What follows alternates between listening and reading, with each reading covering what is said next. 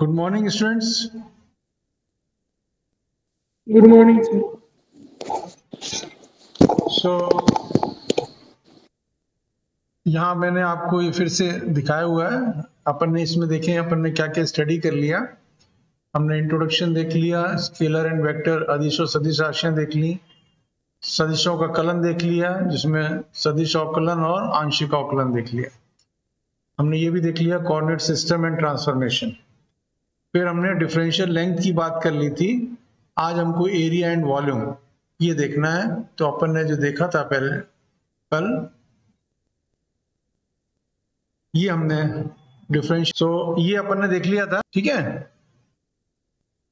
ये Cartesian coordinate system में हमने देखा था जिसमें कि हमने लंबाई dl अपन ने देखी थी, ये किससे दी जाती है, dxi plus dyj plus dzk। और फिर क्षेत्रफल अपन ने लिखा था ds is equal to i dy dz, j dz dx and k dx dy and then volume dx dy dz। तो अपन इसमें देखो क्या देखते हैं कि यदि मान लीजिए अपने को सिर्फ ये मालूम है dl i dx plus j dy plus k dz, तो इससे अपन ds और dv ये दोनों लिख सकते हैं क्योंकि इसके जो घटक हैं, है ना, i का घटक आपका dx है, j का घटक dy है और k का घटक dz है।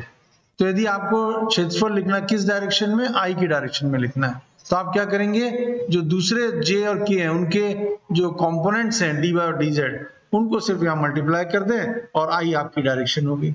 तो इस तरह से dy dz i बन गया। उसी तरह से j आप ले रहे हैं तो j के लिए आप किसके घटक ले लेंगे, i और k के घटक ले लेंगे, तो वो हो जाएगा dz dx। और उसी तरह से k के लिए dx dy। यदि आप डिफरेंशियल वॉल्यूम लिखना चाहते हैं उसका, तो तीनों घटक ले लीजिए और तीनों को मल्टीप्लाई कर दीजिए। तो इस चीज को ध्यान रखिएगा। अभी हम जो आगे दूसरे देखेंगे उनमें आपको ये चीजें जो है वो ध्यान में रखनी है, ठीक है ना। तो ये अपन ने देखा था कार्टेशियन कोऑर्डिनेट सिस्टम में। अब अपन चलते हैं अगला सिस्टम। ये हमने कंप्लीट कर लिया था, ये सारे सरफेसेस मैंने इसमें दिखाए हुए हैं। ये आपका एक्स डायरेक्शन में सरफेस है, एरिया एक्स डायरेक्शन में एरिया लिया हुआ है, वाईजेड तल में आपका सरफेस है। ये हमने जो लिया है वाई डायरेक्शन में, और ये वाई डायरेक्शन में लिया है तो dz तल बना हुआ है ये वाला पूरा, ये जो सरफेस है, और ये डायरेक्शन हो गई आपकी y। और उसी तरह से ये तल हमने लिया है यहाँ पे dx dy, और ये डायरेक्शन आपकी हो गई आपकी z डायरेक्शन, मतलब az कैप, ठीक है ना। This is your ay cap and this is your ax cap. तो इस तरह से ये सरफेसेस हैं जो तीनों यहाँ पर ये दिखाए हुए हैं। Okay, now let's move to the next one, that is cylindrical coordinates. तो ये सिलेंड्रिकल कोऑर्डिनेट सिस्टम है। सिलेंड्रिकल कोऑर्डिनेट सिस्टम का ये हमने एलिमेंट लिया हुआ है, यहाँ पे आपको ये नजर आ रहा है एलिमेंट या बड़ा। सो नाउ इसमें देखिए हमने ये एलिमेंट लिया हुआ है, ये पूरा का पूरा ये एलिमेंट है इसका, ये सिलेंडर है, सिलेंडर लिया हुआ है हमने। एक तो आपके ये जो अब इसमें हमने ये एलिमेंट लिया है, छोटा एलिमेंट लिया हुआ है, ठीक है। अब इसकी अपने को dl लिखना है, डिफरेंशियल डिस्प्लेसमेंट। तो आप देखिए अब यहाँ पे इसको समझें।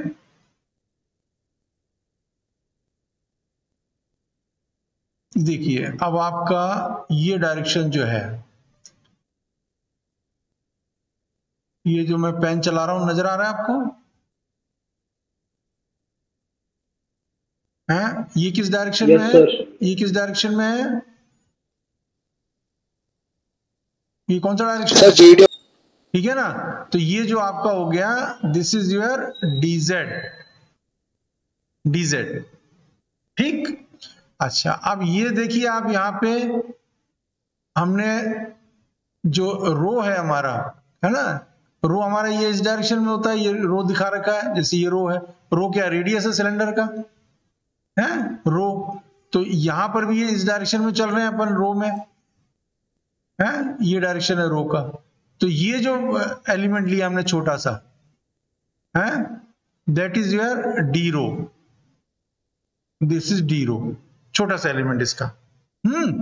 और उसके बाद हमारे पास ये तीसरा एलिमेंट है यहाँ पे क्यूबी।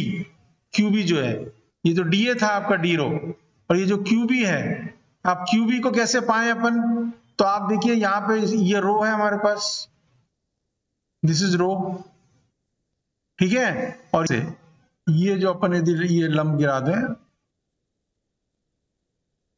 इधर और इसको ज्वाइन करें,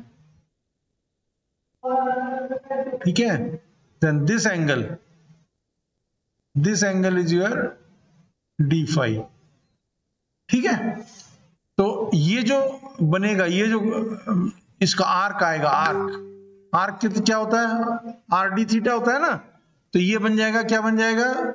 दिस आर्क, ये आर्क जो है वो यही है क्यूबी, तो this arc QB that becomes your rho into d phi. समझ गए? तो इस तरह से अब आपको 3 एलिमेंट मिल गए। अब यदि आपको यहाँ आर से ए तक जाना है, दिस आर से लेके ए तक जाना है, तो हम पहले कैसे चलेंगे? आर से लेके क्यू तक चलेंगे। तो आर से क्यू तक चलेंगे तो हमारे पास ये डी रो चलेंगे हम, ठीक है। और उसके बाद हम ये डीजेड की डायरेक्शन में चलेंगे ऊपर, और फिर हम इस डायरेक्शन में चलेंगे जो कि रो डी फाई होगा। तो डी रो, डीजेड और रो डी फाई, ये तीनों चीजें इसमें आएंगी। तो हमारे जो यहाँ एलिमेंट्स होंगे वो एलिमेंट्स कौन कौन से होंगे? एक तो डी रो हो जाएगा हमारा, जो हमने ये अल्प जो आयतन लिया है। दूसरा एलिमेंट हमारा हो जाएगा रो डी फाई हो जाएगा। डी रो किस डायरेक्शन में होगा? रो की डायरेक्शन में। रो की डायरेक्शन में हमारे पास डी रो हो जाएगा, और रो डी फाई किस डायरेक्शन में हो जाएगा? ये फाई की डायरेक्शन में हो जाएगा। सो ये फाई के लिए हमारा अल्प विस्थापन होगा।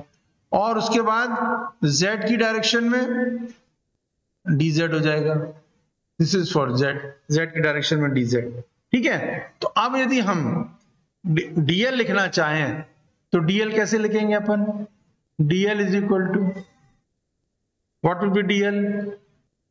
रो की डायरेक्शन में डी रो अपन ले रहे हैं, विस्थापन जो ले रहे हैं अल्प विस्थापन है, so that will become d rho a rho cap, ठीक है। प्लस हमारे पास अब कौन सी डायरेक्शन है? फाई के लिए। तो फाई के लिए हमारे पास क्या है? Rho d phi. तो this will be rho d phi a phi cap, and then plus z की डायरेक्शन में डीजेड है, so this will be dz a z cap. ये चीज समझ में आ गई आपको? या तो मैं बोल रहा हूं वो लिखते जाए, जिससे मान लो आपको कहीं ब्लरिंग आ रही है तो जो है आपकी कॉपी में रहेगा तो आपको समझ में आएगा। तो डीएल इज इक्वल टू क्या हुआ? ये हमारा बहुत ही इंपॉर्टेंट रिलेशन है। ये किसके लिए अपन ने लिया है? सिलिंड्रिकल कोऑर्डिनेट्स के लिए। So dl is equal to d rho a rho cap plus rho d phi a phi cap plus dz a z cap. यहां तक समझ में आ गया?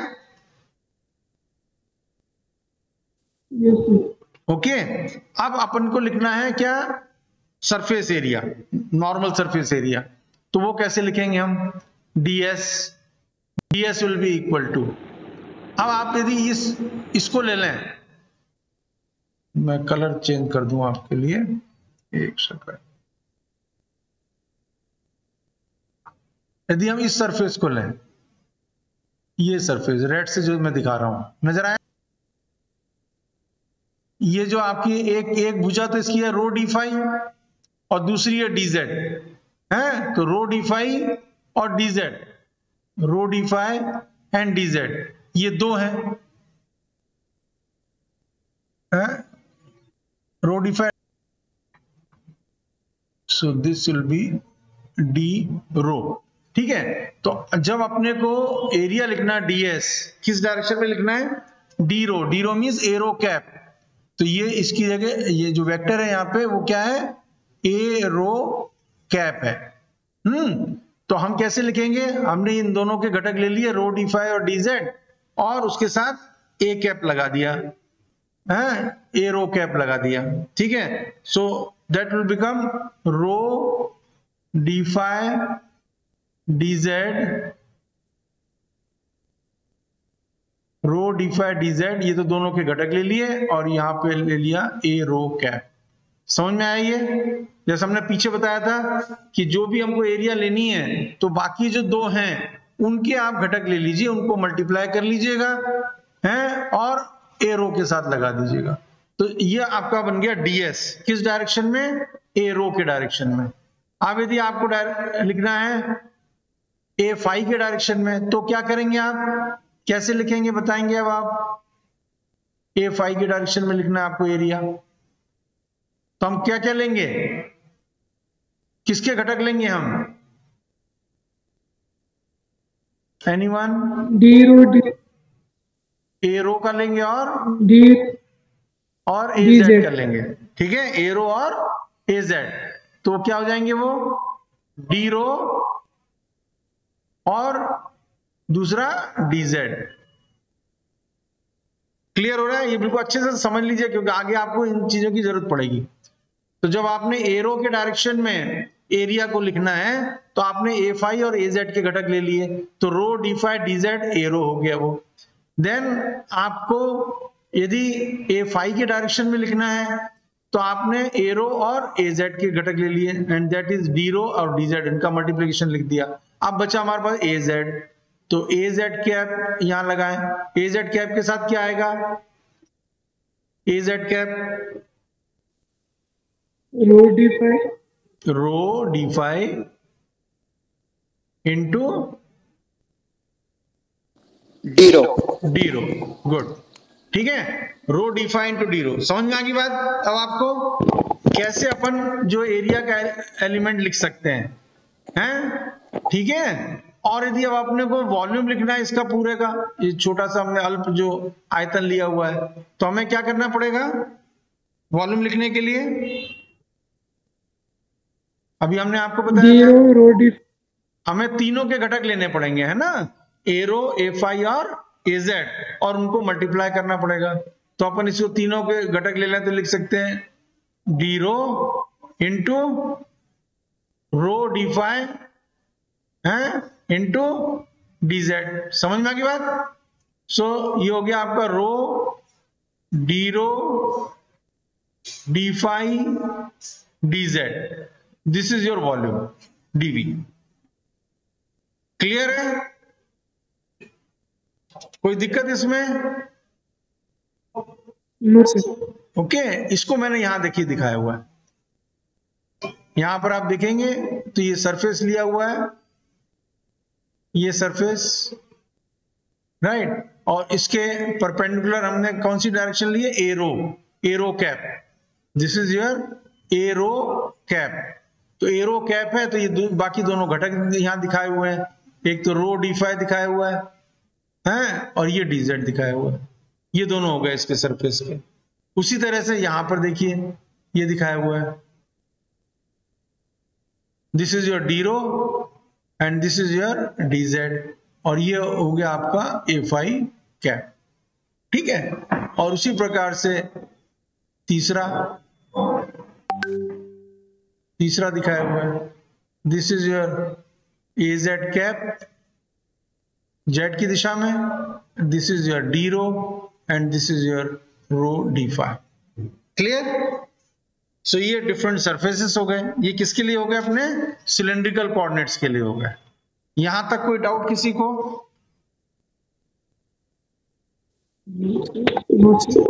Okay, so now let us move to the next one, and that is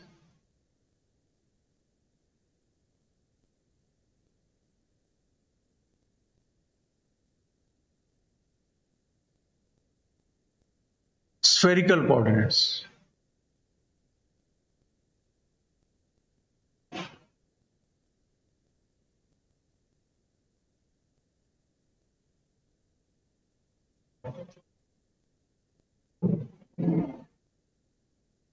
Okay, now let us see in the spherical coordinates.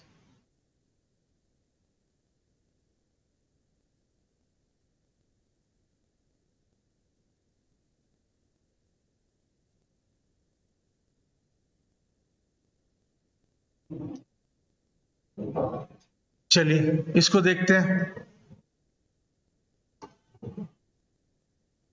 अब इसमें देखिए हमने ये स्फीयर लिया हुआ है, और इस स्फीयर का ये जो हिस्सा है this is the element which we have taken.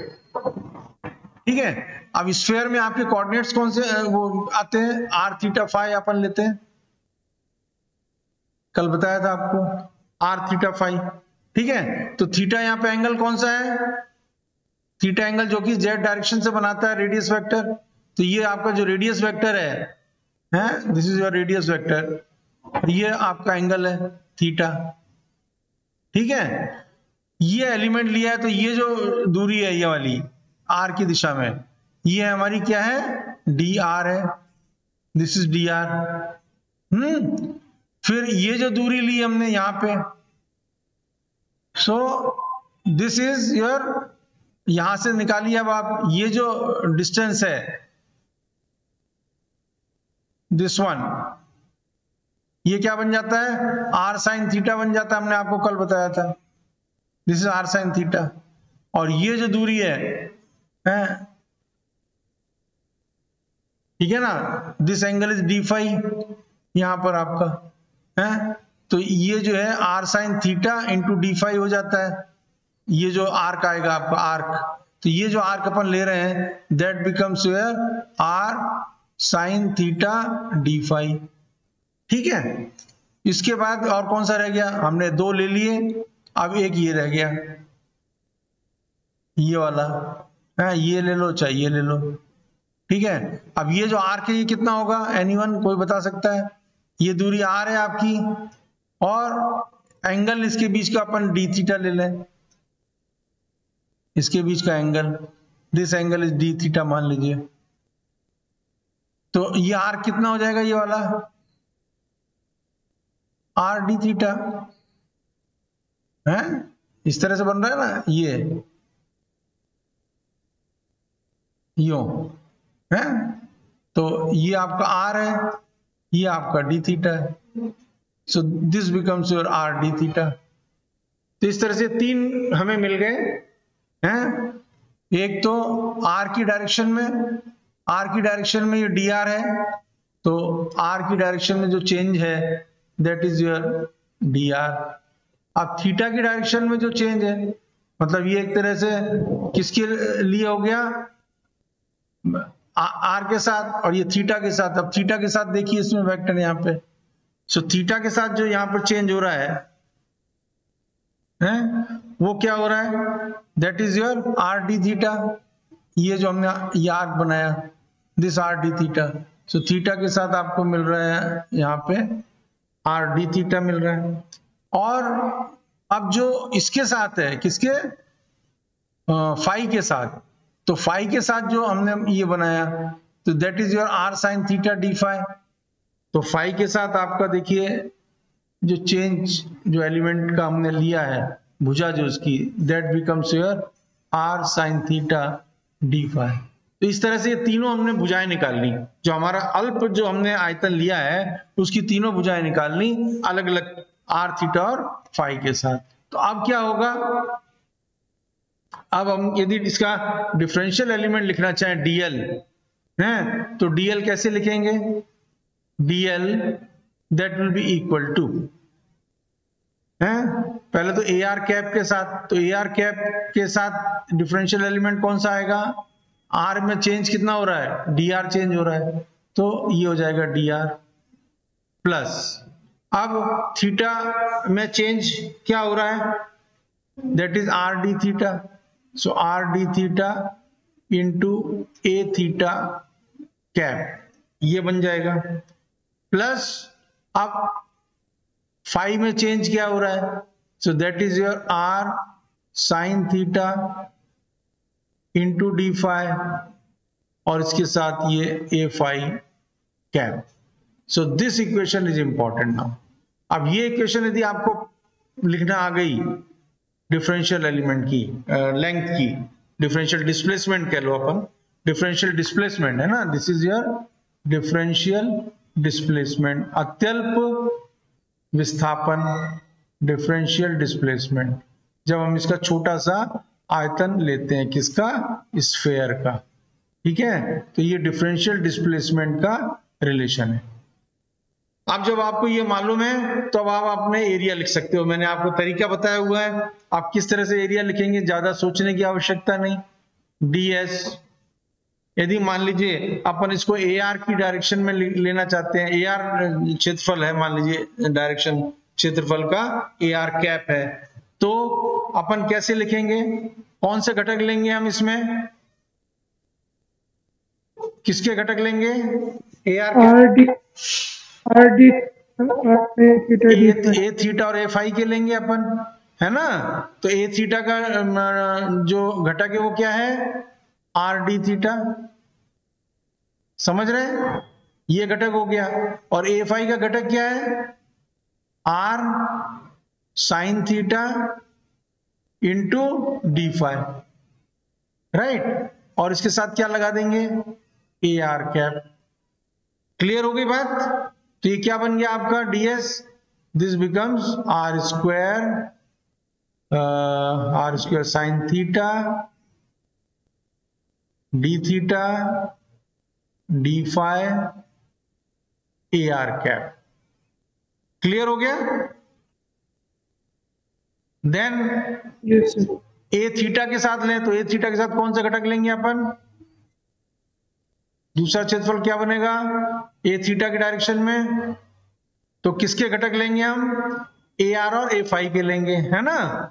तो ए आर और ए फाई के घटक ले लेते हैं। ए आर का घटक तो है आपका डी आर, और ए फाई का घटक क्या है, r sine theta d phi है, ये घटक हो गया। और ये किसके साथ लेंगे हम, ए थीटा कैप। तो ये क्या बन गया आपका, this is equal to r sine theta d r d phi a theta cap. समझ में आ गई बात। तो ये किसके लिए हो गया, ए थीटा की डायरेक्शन में है। एक ये आपके पास रिलेशन आ गया, एक ये रिलेशन आ गया, मान लीजिए 2 और ये मान लीजिए 3। तो ये किसकी डायरेक्शन में हो गया आपका, ए थीटा की डायरेक्शन में हो गया। अब ए फाई की डायरेक्शन में लिखना है तो क्या लिखेंगे, किसके घटक लेंगे हम लेंगे आर और ए आर और ए आर और थीटा के, ए थीटा के घटक है ना। तो ए आर और ए थीटा के घटक क्या हो जाएंगे, D R into R D theta, okay. और इसके साथ क्या लगा देंगे अपन, ए फाई कैप, ए फाई कैप। तो ये क्या हो जाएगा, आर डी थीटा ए फाई कैप। तो ये ए फाई डायरेक्शन में आपको क्षेत्रफल मिल गया। समझ में आ रही है बात। तो एक ds तो ये हो गया, ये ds किसकी डायरेक्शन में मिला, 2 नंबर में ए आर कैप की डायरेक्शन में है। दूसरा मिला हमने को थीटा, ए थीटा कैप की डायरेक्शन, और तीसरा ए फाई कैप की डायरेक्शन। यहां तक कोई शक है, यही हमने यहाँ पे दिखाए हुए हैं। ये जो क्षेत्रफल है आपको यहाँ दिख रहे हैं, ये जो क्षेत्रफल बना हुआ है, सो दिस इज योर, ये किस डायरेक्शन में दिखाया है, ए आर कैप की डायरेक्शन में दिखा दिया है ना। ये वाला दिखा दिया ए थीटा कैप की डायरेक्शन में, इसको ये क्षेत्रफल है। जहां पर ये जो है वो क्या है, r sine theta d phi, और ये है आपका डी आर। यहां पर ये है आर डी थीटा, और ये है आपका r sine theta d phi, ठीक है। और यहां पर जो है ये ए फाई की डायरेक्शन दिखा दी, दिस इज ए फाई। और ए फाई के घटक क्या थे अपने, आर डी थीटा और ये डी आर, ठीक है। तो इस तरह से ये जो है आपको मिल जाते हैं। अब अपने को क्या लिखना है, वॉल्यूम सर डीवी। तो डीवी के लिए बेटा कौन कौन से लेंगे अपन घटक, यहाँ पे तीनों के ले लेंगे। तो ए आर का घटक तो क्या है, डी आर है सर, डी आर। अच्छा, ए थीटा का घटक क्या है, आर डी थीटा, ठीक है। और A5 का घटक क्या है? R R sin theta sine theta D5। D5 ठीक है, तो चलिए इसको मल्टीप्लाई करें तो क्या बन जाएगा? ये बन जाएगा आपका आर स्क्वायर साइन थीटा है, बस यही हो गया। फिर dr d थीटा और d5। समझ में आ गया बेटा बात? तो ये dv का एक्सप्रेशन आ गया 5 नंबर। क्लियर हो गया? तो आपको यदि डीएल, यदि आपको ढंग से ध्यान रहता है, आपको मालूम रहता है डीएल कैसे निकालना, तो आप उसके लिए डीएस और डीवी दोनों को निकाल सकते हो। कोई शक है बेटा यहां तक? No sir. Okay no sir. Okay, तो चलिए अब अपन चलते हैं, आगे चलते हैं इसमें अगले टॉपिक पे, जो हमारा डेल ऑपरेटर का टॉपिक है उसको लेते हैं। तो अब यहां पर हम चलते हैं नेक्स्ट टॉपिक हमारा डेल ऑपरेटर। ऑपरेटर मतलब संकारक है, डेल संकारक ऑपरेटर।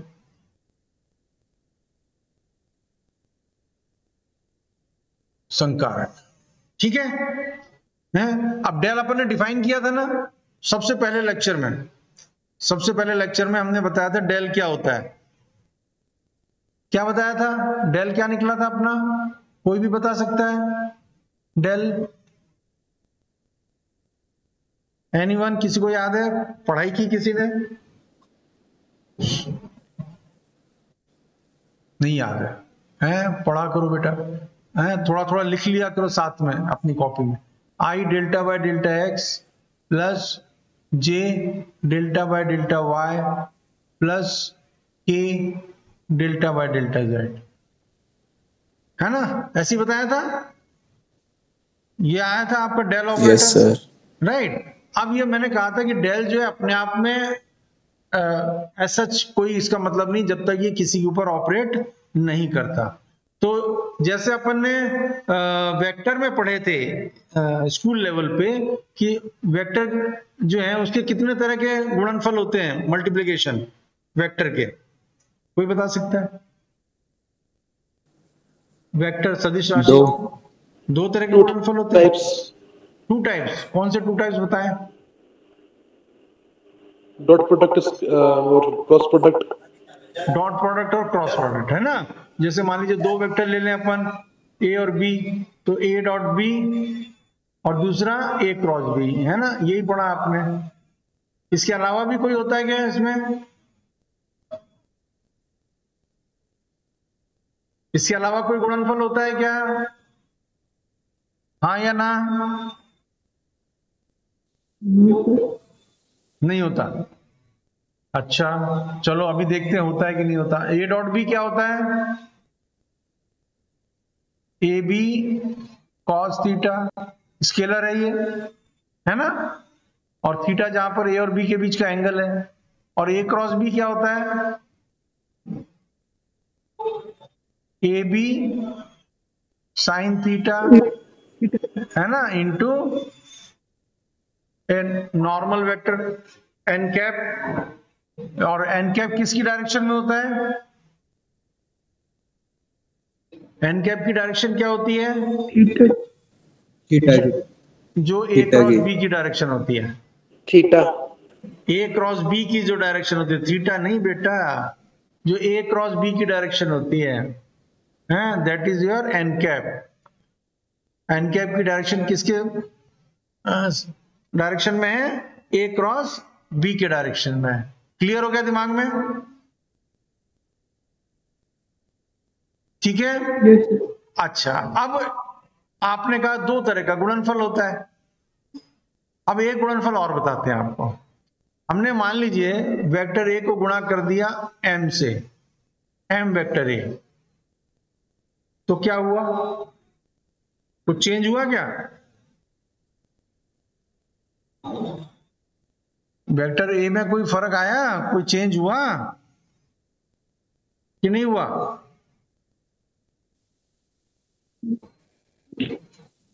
एम पहली चीज तो हुआ कि नहीं,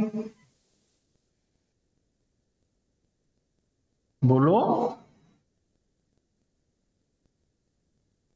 हुआ सर।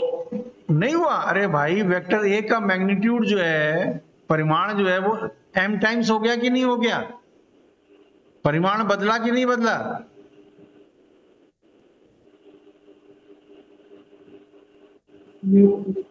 बदला कि नहीं, हाँ या ना? Yes, sir. बदल गया ना? तो परिमाण बदला कि नहीं बदला? परिमाण बदल गया मतलब वेक्टर ए बदल गया। तो ये तीसरा गुणनफल है बेटा, है कि यदि हम किसी स्केलर राशि से गुणा कर दें किसी वेक्टर को, तब भी उसका जो परिमाण, दिशा तो नहीं बदलती पर परिमाण तो बदल जाता है। तो वेक्टर ए तो बदल गया। तो तीन तरह के गुणनफल जो है वो होते हैं, एक तो स्केलर के साथ, और दो जो है वो आपस में वेक्टर, दो वेक्टर के आपस में जो गुणनफल है वो होते हैं। ठीक है, ध्यान में रहेगा आगे से। Yes sir. Okay, yes sir. अब चलो, अब ये अपन ने देख लिया, ये हमारे जो ऑर्डिनरी वेक्टर्स हैं, है ना, उनका गुणनफल हमने देख लिया। अब चलिए डेल के साथ आते हैं। अब डेल के भी इसी तरह से तीन गुणनफल होते हैं, तीन तरह के मल्टीप्लिकेशन होते हैं।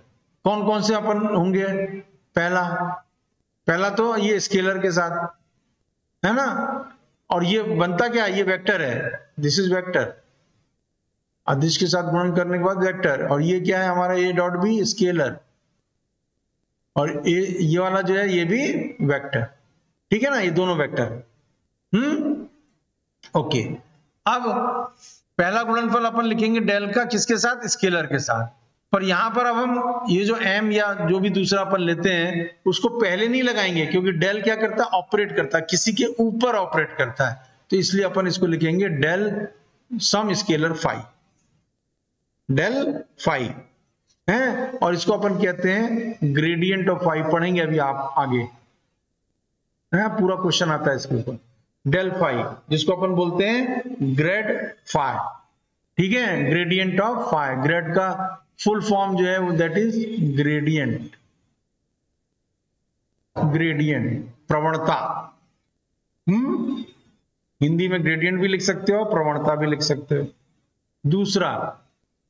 दूसरा गुणनफल किस तरह का होगा? जैसे ये डॉट प्रोडक्ट है, ए डॉट बी अपन ने लिया, उसी तरह से यहां पर अपन एक तो डेल ले लें और दूसरा ले लें एक वेक्टर ए।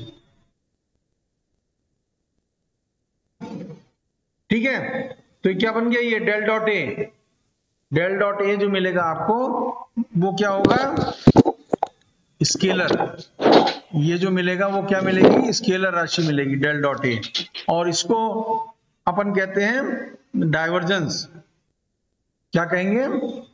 डाइवर्जेंस। इसको पढ़ेंगे अपन, इसको भी पढ़ेंगे आगे, डाइवर्जेंस डेल डॉट ए। और तीसरी गुणनफल कौन सा होगा? Cross product. तो क्रॉस प्रोडक्ट क्या होगा? Del cross A. यहां पर डेल वेक्टर की तरह काम कर रहा है, जैसे हमारा यहाँ वेक्टर ए कर रहा है वैसे यहाँ पे डेल काम कर रहा है ना। तो डेल क्रॉस ए ये कौन सी राशि हो जाएगी? वेक्टर राशि हो जाएगी। अभी लिख के बताएंगे इसको कैसे होती है ये। तो डेल क्रॉस ए वेक्टर राशि हो जाएगी, और इसको अपन क्या बोलते हैं? डेल क्रॉस ए को कर्ल, कर्ल है, ये ग्रेडियंट, ये डाइवर्जेंस, और ये कर्ल। और एक और राशि बाद में आएगी, लैप्लासियन बोलते हैं अपन उसको, डेल स्क्वायर फाई। यहां पे जो डेल स्क्वायर है that is your Laplacian operator, Laplacian संकारक। ठीक है, so that is Laplacian of scalar phi. यहाँ फाई जो है ये स्केलर राशि है। ठीक है, ये फाई ध्यान में रखना, ये कांस्टेंट नहीं है। ये फाई यहाँ कांस्टेंट हो सकती है परंतु नहीं भी हो सकती है, राइट। जनरली अपन फाई यहां मान के चल रहे, कांस्टेंट नहीं है, ये कोई स्केलर राशि। अब स्केलर राशि कैसी हो सकती है? चलिए देखें। अब जैसे मान लीजिए फाई हमारा हो गया 2x plus 3y minus 4z। अब इसमें कोई वेक्टर नहीं है ना, ये इक्वेशन हो गई 2x plus 3y minus 4z। ठीक है, तो अब यदि अपन इसका निकालना चाहें, क्या निकालना चाहें? डेल फाई, तो डेल फाई क्या हो जाएगा इसका, देखें del phi will be equal to, ये डेल तो हमारा हो गया i delta by delta x plus j delta by delta y plus k delta by delta z, है ना, ये हो गया। अब ये किसके ऊपर ऑपरेट कर रहा है, 2x plus 3y minus 4z, तो क्या आएगा, अब चलिए डिफरेंशिएट करते हैं इसको, तो ये आ गया यूनिट वेक्टर आई, और डेल्टा बाय डेल्टा एक्स से डिफरेंशिएट करें तो क्या मिलेगा, 2 मिलेगा ना, बाकी y और z तो कांस्टेंट हो गए, तो ये मिल जाएगा आपको 2i। फिर उसके बाद प्लस जे के साथ क्या आएगा, डेल्टा बाय डेल्टा वाई निकालें तो क्या मिलेगा 3, क्योंकि x और z तो कांस्टेंट हो गए इसके लिए, क्योंकि ये पार्शियल डिफरेंशिएशन है आंशिक अवकलन, मैंने आपको बताया था आंशिक अवकलन में अपन बाकी को कांस्टेंट मान लेते हैं। Plus delta by delta Z निकालें तो क्या आएगा, क्या आएगा -4 है ना, तो इसको अपन जो है इस प्लस को हटा देते हैं और यहाँ पे -4k, समझ में आ गया, this becomes your del phi. ये क्लियर हो गया आपको डेल फाई कैसे मिलता है, यस सर। ओके। अब यदि मान लीजिए अपन एक वेक्टर ले लें, अब अपने को डेल डॉट ए देखना है, तो चलो अपन एक वेक्टर ले लेते हैं, एक वेक्टर ए ले लें, suppose that is equal to suppose ले लें 2xi plus 3y square j minus 4zk, ये वेक्टर ले लिया, right. So del dot A क्या लिखेंगे अपन यहाँ पे, डेल डॉट ए, चलो यहां लिख लेते हैं, लंबा लगेगा आपको यहाँ, del dot a that will be equal to i delta by delta x plus j delta by delta y plus k delta by delta z dot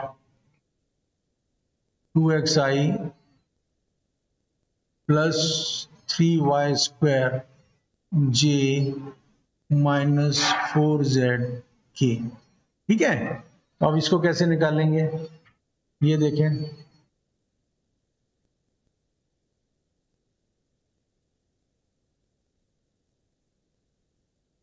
ये हो जाएगा, अब देखिए ये टर्म ले लीजिए आप i, और ये टर्म i डॉट आई 1 हो जाएगा और i डॉट जे 0 और i डॉट के 0, तो अपन के पास सिर्फ क्या रहेगा, पहला टर्म रहेगा, है ना, तो पहला टर्म रहेगा तो ये आ जाएगा delta by delta x of 2x, ये पहला टर्म हो गया, i dot I 1 i dot J 0 i dot के 0, समझ में आ रहा है। उसी प्रकार से अब दूसरा टर्म ले लें हम, j delta by delta y, और ये वाला टर्म ले लें, तो j डॉट j तो 1 हो गया और बाकी j डॉट आई 0 और j डॉट k 0, तो ये लिख लेंगे अपन यहाँ पे, क्या लिखेंगे, plus delta by delta y of 3y square, समझ में आ गया। और उसके बाद प्लस नहीं, या माइनस आ जाएगा, है तो इसको माइनस कर देते हैं, चलिए, सो this will be your minus, आप तीसरा टर्म ले लेंगे, हैं, k delta by delta z, और ये वाला आपका 4zk का, तो k डॉट k 1 बाकी के 0, तो ये हो जाएगा delta by delta z of 4z। अब क्या मिल गया यहाँ पे, delta by delta x of 2x that is 2 plus ये हो जाएगा y स्क्वायर का 2y बन जाएगा, तो this will B 6y 2 plus 6y minus delta by delta z of z is 1, so this will be minus 4, so this becomes your del dot a। Clear हो गया बेटा, समझ में आ गया, ठीक है। और उसके बाद डेल क्रॉस ए, तो डेल क्रॉस ए मैं बता देता हूं, फिर आप उसको घर में कर लेना। तो डेल क्रॉस ए लिखें तो कैसे लिखते हैं अपन, क्रॉस प्रोडक्ट में क्या लिखते हैं अपन, मैट्रिक्स डिटरमिनेंट बनाते हैं, हैं, तो आई जे के ये बन गया, और डेल की जगह डेल के जो कंपोनेंट है वो है delta by delta x, delta by delta y, delta by delta z. ठीक है, और बाकी वेक्टर ए के कंपोनेंट यदि मान लीजिए ए एक्स ए वाई ए जेड है, तो ए एक्स ए वाई और ए जेड। इसको आप जो है क्या करेंगे, यहाँ पे इनके कंपोनेंट्स रख देंगे, तो ये जो आपके पास क्या आ जाएगा, i j k delta by delta x, delta by delta y, delta by delta z, और एक्स वाई जेड कॉम्पोनेंट्स क्या क्या है बेटा, इसमें हमने जो लिया वेक्टर ए में है 2x, ये है 3y स्क्वायर, और ये है -4z। ठीक है, अब इसको निकाल लो, इसको आप सॉल्व करेंगे एज ए होमवर्क और मुझे बताएंगे कि इसका आंसर क्या आता है, फिर कल अपन इसको देखेंगे। ठीक है, यस सर। ये तो आप सॉल्व कर सकते हो, आपको मैथमेटिक्स में पढ़ा हुआ है आपने, इसमें कोई दिक्कत नहीं आपको, ये आप कर लीजिएगा। फिर भी आपको दिक्कत आती है तो कल अपन इसको देख लेंगे अपने लेक्चर में, राइट। पर आप खुद कोशिश कीजिएगा।